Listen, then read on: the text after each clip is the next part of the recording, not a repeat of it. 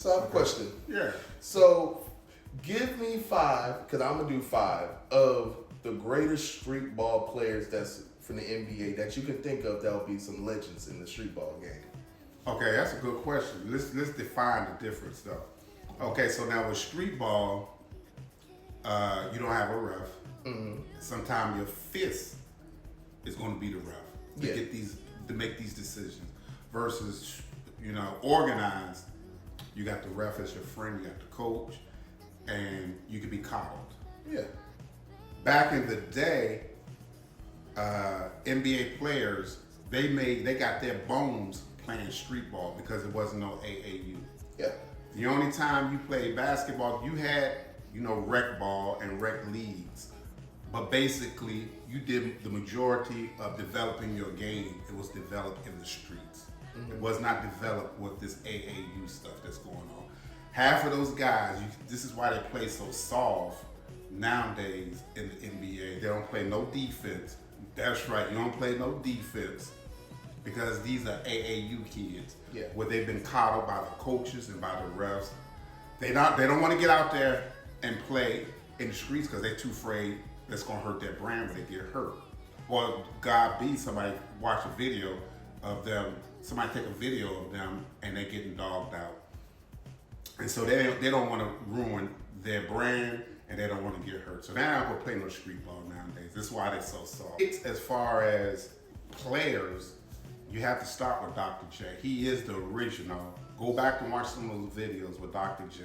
He's the original street baller. The ABA was a street league. This is why the white fans had a problem with the ABA. Although the NBA now is nothing but a replicate, it's nothing but a copy of the ABA.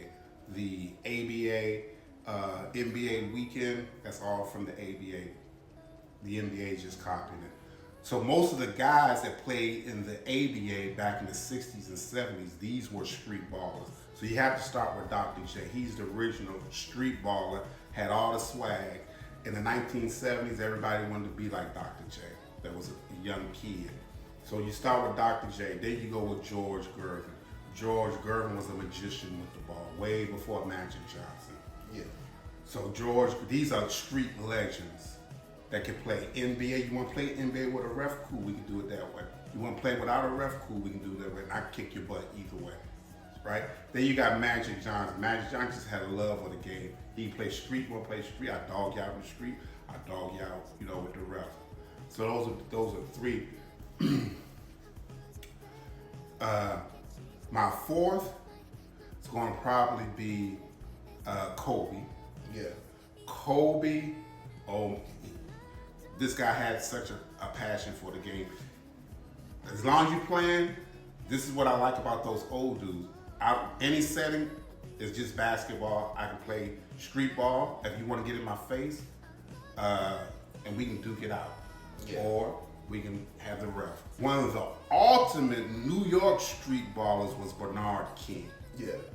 This dude was a bucket before the term bucket became popular. This dude could play street. This dude could play with the ref. This was a bucket getter. Bernard King probably is my favorite, but I love Dr. J. Because the mention will be Stephon Marbury. Mm-hmm. I hated this game. That was the 90s, early 2000 game. The 90s basketball for the NBA, that's street ball. That's all it is brawl. Rasheed Wallace, all these guys with the attitude, that's street ball. That's why the 90s game is a hard game to look at because it's nothing but street ball. Yeah. Okay. Okay. That's a real good list. I ain't gonna lie. Yeah. Now mine's will be a lot more modern. Yeah, of course. Yeah. So Right. I'm 62, you Yeah. 22. first one, I mean, we gotta get it out right, right fast. We starting off with Kevin Durant. That's a guy that, how you said before, he likes to hoop. So They like to go. They don't care as long as it's two hoops and something they can walk on, they can dribble. He's there. That's Kevin. I respect. Kevin, I've seen him go from the Drew League hooping on boys. Right. I've seen him hoop in videos of people seeing him in Rutgers Park and they going down there and want to see him, they try to try them. Right. He goes drop them all off. Right. And we already know what Easy Sniper KD does to people on the NBA court. It doesn't even need no discussion for He him. dogging him out in the street for fun. He dogs him out for the street for the just love of basketball. Yeah. Second guy, he played with LeBron. Everybody says that LeBron could never beat him in no one-on-one, and he's my GOAT, but in the streets he ain't the GOAT. Michael Beasley out there, game is so simple. That's so simple. It was simple. It was dribble, but he couldn't really dribble left, but he could lay up with his left. Right. Shot wet. It was a mid-range. And he did beat LeBron. Went to Kansas State, was balling for one. He was a one-year wonder in Kansas State. Yeah, that's right. He dribble, pull up. I mean, you couldn't stop that mid-range. Even if he touched his hand, he could touch the ball even, and then go switch. Yeah.